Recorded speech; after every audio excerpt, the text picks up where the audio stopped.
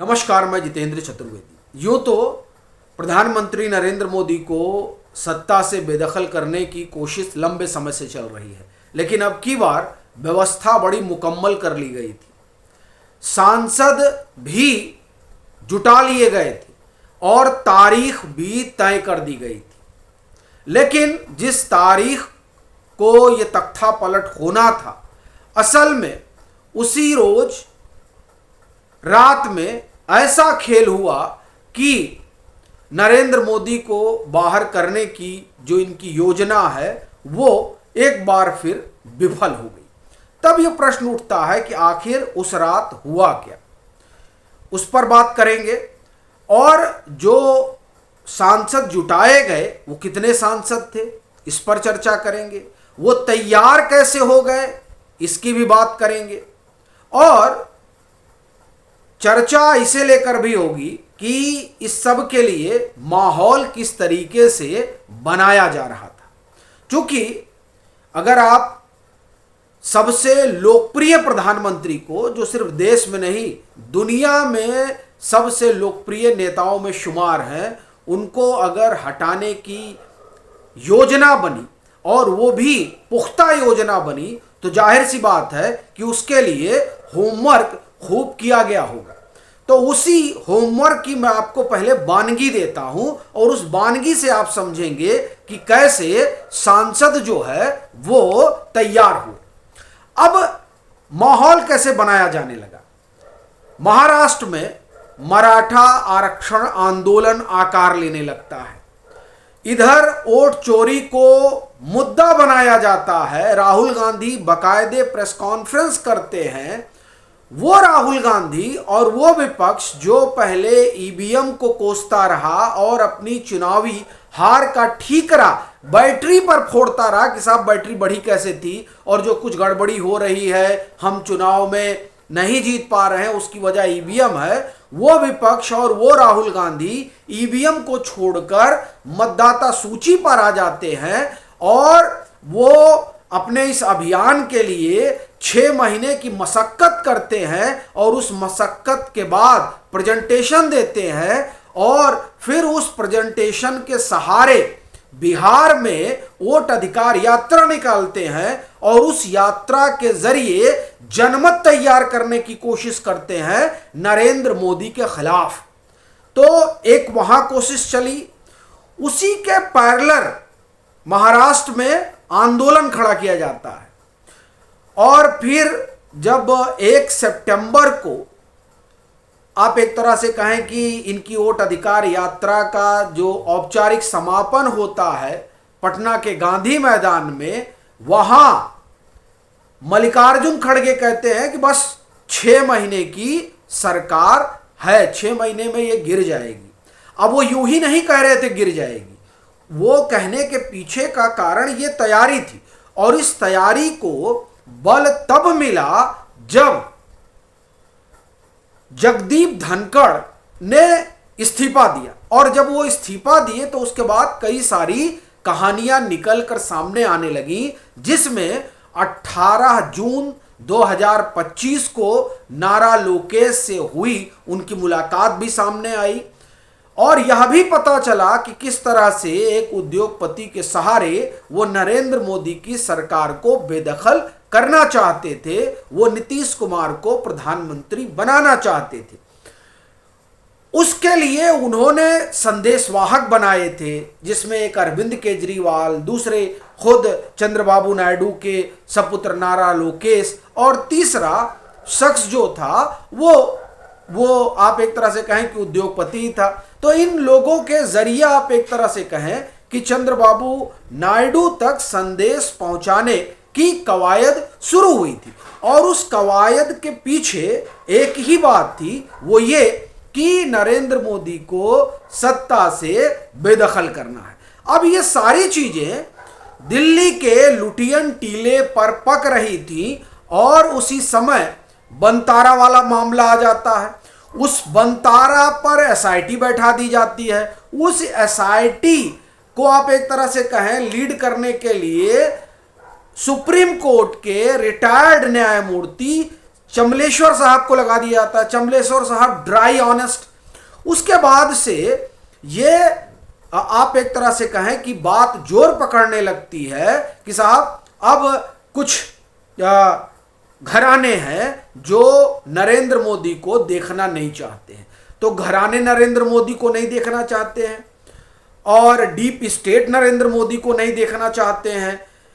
खबर यह भी आई कि उस दरमियान सीआईए भी एक्टिवेट हो गया और इन सब आप ये कहें कि घटनाक्रम को जो ट्रिगर पॉइंट मिला वो था जगदीप धनखड़ साहब का इस्तीफा। चूंकि उस इस्तीफे से एक बात तो स्पष्ट हो गई कि अब उपराष्ट्रपति का चुनाव फिर से होगा और जब उपराष्ट्रपति का चुनाव फिर से होगा तो 2022 वाली स्थिति तो अब सामने है नहीं नरेंद्र मोदी के।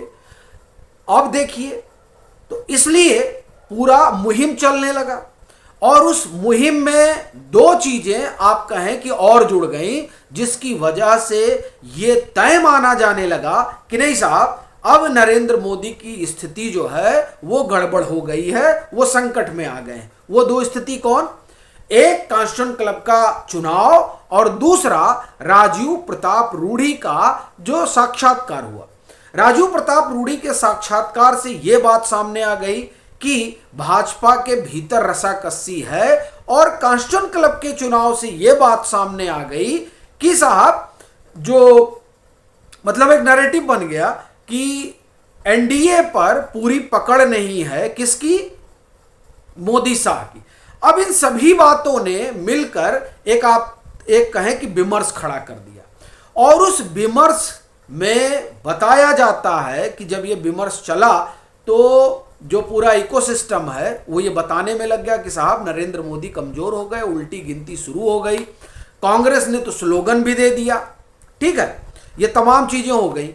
और चूंकि हमने कहा कि कुछ एक आध जो है औद्योगिक घराने लगे, तो जब औद्योगिक घराने आप कहें कि उस तरह की मंशा में जुट गए कि नहीं कुछ करना है, तो बताया गया और ये बाकायदे पुण्य प्रसून वाजपेयी ने इस पर पूरा आप कहें कि लंबा कार्यक्रम किया है जिसमें वो कहते हैं कि 140 से 41 यानी 140-41 जो है वो सांसद इस मोड में आ गए कि नहीं साहब सरकार बदलना है और वो एक तरह से कहा जाए कि पाला बदलने के लिए नरेंद्र मोदी की कुर्सी हिलाने के लिए तैयार दिखने लगे। ये आप कहें कि ये पूरा घटनाक्रम हुआ, उस घटनाक्रम के इन्फ्लुएंस में ये एमपी वगैरह आ गए। अब हुआ क्या, इसके लिए तारीख तय की गई कि ऐसा है कि ये जो उपराष्ट्रपति का अब चुनाव होगा, चुनाव के लिए मतदान 9 तारीख को होगा, तो 9 तारीख को क्रॉस वोटिंग की पूरी मुकम्मल व्यवस्था हो और वो व्यवस्था एनडीए के खिलाफ हो।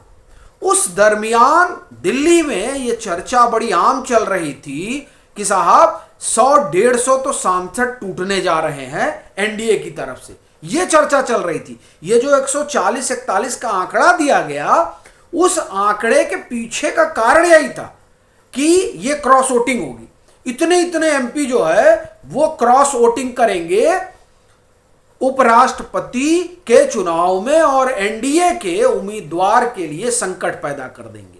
फिर यह हुआ कि चलिए मान लीजिए अगर इतना बड़े पैमाने पर ना जाए और इस बड़े पैमाने पर हस्तक्षेप ना किया जाए तो भी 8-10 तो करा ही दिया जाएगा और जैसे ही क्रॉस वोटिंग होगी वैसे ही ये संदेश चला जाएगा कि अब तो नरेंद्र मोदी कमजोर हो गए। और नरेंद्र मोदी कमजोर हो गए, क्यों कमजोर हो गए? क्योंकि उनका जो ग्रिप है वो अपनी पार्टी पर नहीं रहा, उनका ग्रिप अपने गठबंधन पर नहीं रहा।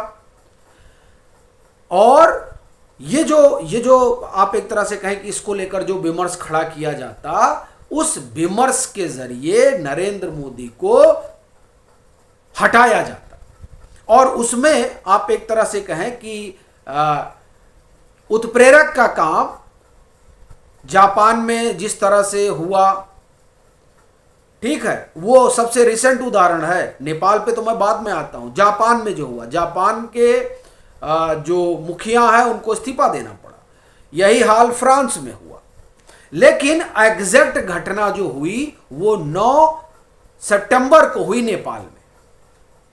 अब आप एक तरह से कहें कि 9 सितंबर को नेपाल में घटना होती है और 9 ही सितंबर को भारत में उपराष्ट्रपति चुनाव के नतीजे आते हैं। और ये जो नतीजा आया, इसी नतीजे ने पूरा खेल ही पलट दिया। और जो तख्ता पलट की कोशिश चल रही थी, ताना बाना रचा जा रहा था, वो पूरा ताना बाना औंधे मुंह गिर पड़ा। क्यों? क्योंकि यहां जितने वोट एनडीए के थे उससे 25 वोट ज्यादा मिल गए। और क्रॉस वोटिंग कहां हो गई? क्रॉस वोटिंग हो गई इंडिया ब्लॉक की तरफ से। यानी जिन राहुल गांधी को और जिस ब्लॉक को मजबूत दिखाने की कोशिश हो रही थी, वो नेता और वो गठबंधन बुरी तरीके से औंधे मुंह गिर पड़ा। और नरेंद्र मोदी, जिनको कमजोर दिखाने की कोशिश हो रही थी, वो पूरा खेल ही चौपट हो गया। यानी ये जो क्रॉस वोटिंग होती है, और उस क्रॉस वोटिंग में जैसे ही ये होता कि नहीं साहब एनडीए को वोट कम मिले, भले जो है राष्ट्रपति इनका, उपराष्ट्रपति इनका चुन लिया गया, लेकिन वोट तो कम मिल गए, तो उससे ये संदेश चला जाता और फिर ये जो तमाम ताकतें हैं वो लग जाती इसमें कि अब किसी तरह से नरेंद्र मोदी को यहां से बाहर का रास्ता दिखाया जाए। लेकिन इनकी पूरी योजना धरी की धरी रह गई और नरेंद्र मोदी ने जो मैनेजमेंट किया, उस मैनेजमेंट में इंडिया ब्लॉक ही एक तरीके से आप कहें कि बिखर गया। तो इस तरह 9 तारीख की दरमियानी रात जो कुछ हुआ, उसने ये जो पूरा ताना बाना बुना जा रहा था, उस पूरे ताने बाने पर पानी फेर दिया।